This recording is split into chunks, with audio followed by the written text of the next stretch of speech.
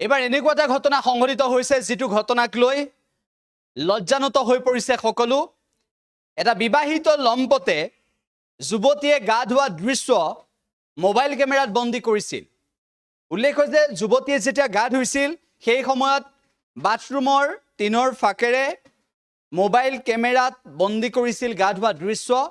এগৰাকী যুৱতী নহয় সেই ভাড়া ঘৰটোত থকা যুৱতীয়ে যেতিয়াই গা ধুবলৈ আহে তেতিয়াই সেই বিবাহিত লম্পতে এনে ধৰণৰ কাৰ্য কৰিছিল আমাৰ হাতত আহি পৰিছে সেই ভিডিঅ' আমাৰ হাতত আহি পৰিছে দৃশ্য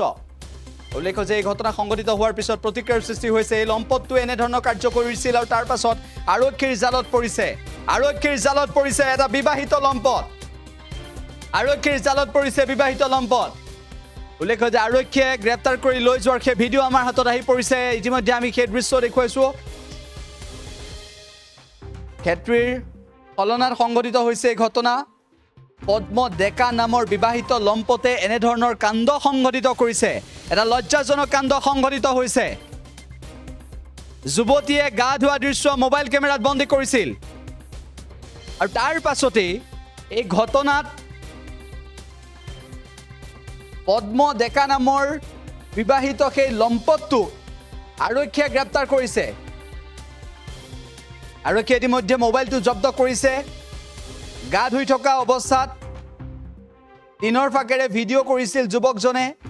এই কাৰ্য প্ৰত্যক্ষ কৰি ছাত্ৰীগৰাকীয়ে হৈচৈ কৰাত মোবাইল এৰি পলায়ন কৰে আৰু পৰৱৰ্তী সময়ত সেই মোবাইলটো জব্দ কৰিছে আৰক্ষীয়ে জানিব পৰা তথ্য অনুসৰি দীৰ্ঘদিন ধৰি এনেদৰে মোবাইল কেমেৰাত বন্দী কৰিছিল যুৱতীয়ে গা ধোৱা দৃশ্য তাৰ পিছত এই লম্পটটো শাস্তি বিহাৰ দাবী উত্থাপন কৰিছে সকলোৱে ঘটনাৰ উপযুক্ত শাস্তিৰ দাবী উত্থাপন কৰিছে ক্ষেত্ৰীয় আঞ্চলিক ছাত্ৰ সন্থা ডিমৰীয়া মহাবিদ্যালয়ৰ ছাত্ৰ একতা সভাই ক্ষেত্ৰীয় আৰক্ষী থানাত উপস্থিত হৈ স্মাৰক পত্ৰ প্ৰদান কৰিছে আৰু দোষীক দৃষ্টান্তমূলক শাস্তিৰ দাবী উত্থাপন কৰিছে পদ্ম ডেকা নামৰ এটা বিবাহিত লম্পতে এনে ধৰণৰ নিকৃষ্ট কাৰ্য সংঘটিত কৰিছিল এই ঘটনা সংঘটিত হৈছে ক্ষেত্ৰীৰ ফলনাত পদ্ম ডেকা নামৰ বিবাহিত লম্পটটো এনে ধৰণৰ কাৰ্য কৰিছিল মোবাইল কেমেৰাত বন্দী কৰিছিল ছাত্ৰীয়ে গা ধোৱা দৃশ্য দীৰ্ঘদিনৰ পৰা ছাত্ৰীয়ে গা ধোৱা দৃশ্য বন্দী কৰিছিল উল্লেখ যে ভাড়াতীয়া ছাত্ৰীসকল যেতিয়া গা ধুবলৈ আহিছিল তেতিয়াই মোবাইল কেমেৰা উলিয়াইছিল আৰু মোবাইল কেমেৰাত বন্দী কৰিছিল গা ধোৱাৰ দৃশ্য এই সকলোবোৰ তথ্য পোহৰলৈ অহাৰ পিছত মোবাইলটো ইতিমধ্যে আৰক্ষীয়ে জব্দ কৰিছে কেৱল সিমানেই নহয় এই সন্দৰ্ভত বিস্ফোৰক তথ্য আহি পৰিছে আৰু আৰক্ষীয়ে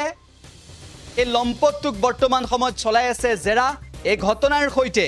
কিমান দিনৰ পৰা জড়িত হৈ আছিল পদ্ম ডেকা নামৰ বিবাহিত লম্পটটো সেই সন্দৰ্ভতো আৰক্ষীয়ে তদন্ত জোৰদাৰ কৰিছে ইয়াৰ পূৰ্বতে কোনো ভিডিঅ' ৰেকৰ্ড কৰি ভাইৰেল কৰিছিল নেকি সেই সন্দৰ্ভতো আৰক্ষীয়ে সোধা পোছা কৰিছে ইয়াৰ পূৰ্বতে কোনোবা যুৱতীৰ গা ধোৱা দৃশ্য ৰেকৰ্ড কৰি এয়া হোৱাটছএপৰ জৰিয়তে প্ৰেৰণ কৰিছিল নেকি সেই সন্দৰ্ভতো আৰক্ষীয়ে প্ৰশ্ন উত্থাপন কৰিছে কিছু মন্তব্য আছে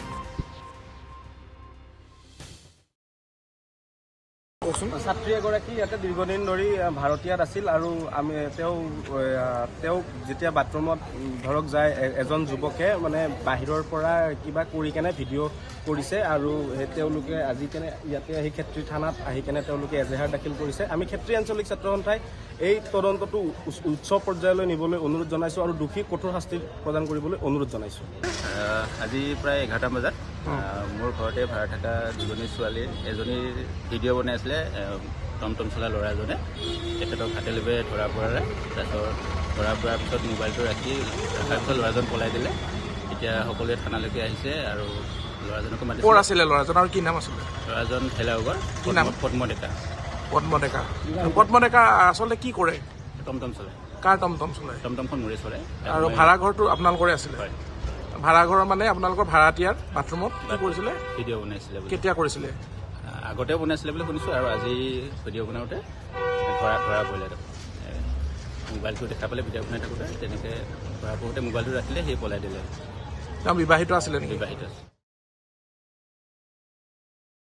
যিকোনো খবৰৰ বাবে যোগাযোগ কৰক 7099017330 লগতে 7099017110 নম্বৰত যিকোনো খবৰ